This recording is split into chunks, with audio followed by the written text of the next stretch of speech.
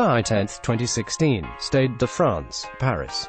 The French players are lying across the pitch, tears streaming down their faces as Portuguese players lift the Henri Delaunay trophy after an extra-time winner from a journeyman striker.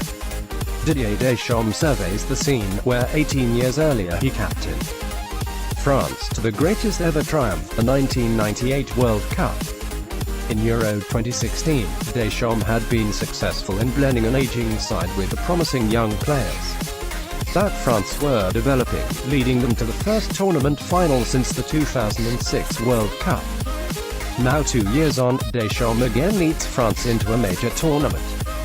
However, this time, the onus will be on the 1998 World Cup winning captain bringing home silverware after the heartbreak of Paris. For some reason, I have always supported France. It probably has something to do with a large contingent of Arsenal players that once dominated the French team at the turn of the millennium. The likes of Patrick Vieira, Robert Perez, Emmanuel Petit and Sylvain Wiltord. And who could forget Thierry Henry? Thierry has since become just another pundit to many people, and to the people of Ireland he is still vilified because of that handball. I forgive him, by the way. But in his pomp, there really was no one better. While many of my friends were off buying Brazil jerseys because of their admiration for the likes of Ronaldinho and Ronaldo, I went off and bought myself a France jersey. Ever since then my admiration for the French national side has remained, even during the dark years from 2008 to 2012. I still hope they could make a run through a tournament and a new French dynasty will be born. That time, I believe, is now. Strength in depth. While Deschamps had the perfect blend of experience and youth in his Euro 2016 squad, this time around he will have only 5 players over the age of 30 in his final 23-man squad. But although France may lack experience, they will have some of the most exciting young players in world football at the disposal, the likes of Kylian Mbappé, Ousmane Dembélé and Thomas Lemar. And it's not just their attacking talent. Equally noteworthy is the fact that the defense has been overhauled since Euro 2016. While captain Hugo Lloris remains the No. 1, the back four has changed completely, with Samuel Umtiti the only player who started against Portugal 2 years ago. The likes of Bakary Sagna and Patrice Evra have retired, while Laurent Koscielny misses out due to injury. In the places the likes of Benjamin Mendy, Raphael Varane, Djibril Sidibe and Lucas Hernandez. Next is France's exceptional midfield, where they have the ultimate workhorse in N'Golo Kanté, Paul Pogba, who is transformed when away from Jose Mourinho, and Blaise Matuidi, the tough-tackling midfield general reminiscent of his current manager. Up front they have the youth of the previously mentioned Mbappé, Lemar and Dembélé, along with the experienced Olivier Giroud and the promising Nabil Fekir, as well as the game-changer for France, and possibly the best pure striker going to Russia this summer, Antoine Griezmann, who is rightly expected to be one of the players of the tournament. With so much quality spread throughout the squad, Deschamps has been left with a problem of having to leave quality players at home. Many pundits have noted that Deschamps has effectively left a World Cup winning team out of the final squad, but no one is criticizing the Frenchman for doing so.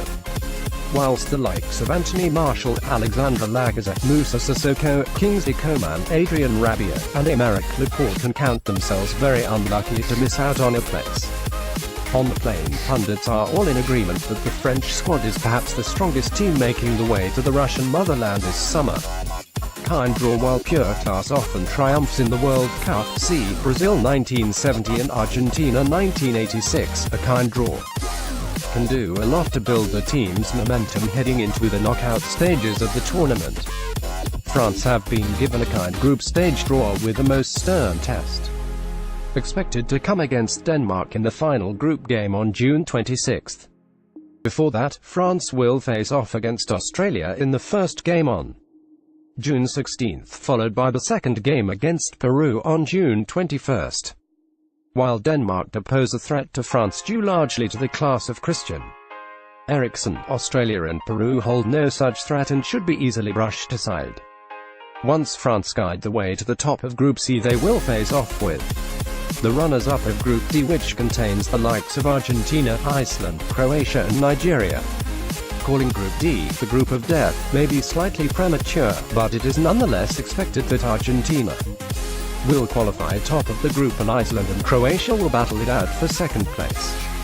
While both sides possess quality players, they will be no match for a French team that will just be beginning to get warmed up. A potential showdown with the likes of Spain or Uruguay could be on the cards in the quarterfinals.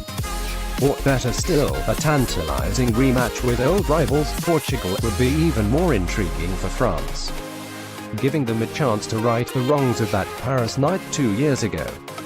Of course, momentum will be key, but if France and particularly Griezmann can find their shooting boots, Portugal should be easily disposed of, and from there, well, anything could happen. Unfinished business for many years, France were at the top table when it came to international football. But over the last decade they have slipped, seeing the place come under threat at times. As France prepare to take off for Russia in a few weeks' time, they will want to prove two things to not just themselves but to football fans around the world. They can successfully banish the demons of losing the Euro 2016 final in their own stadium, something that many fans think still haunts them. At last they show the world that all these young players who have bags and bags of potential are able to perform as a unit, and that once again France deserve to be not just at that top table of international football teams but at the head of the table, and if they do that I see no team stopping them in Russia this summer. Now, was my jersey image credit featured FIFA World Cup Football France World Cup 2018.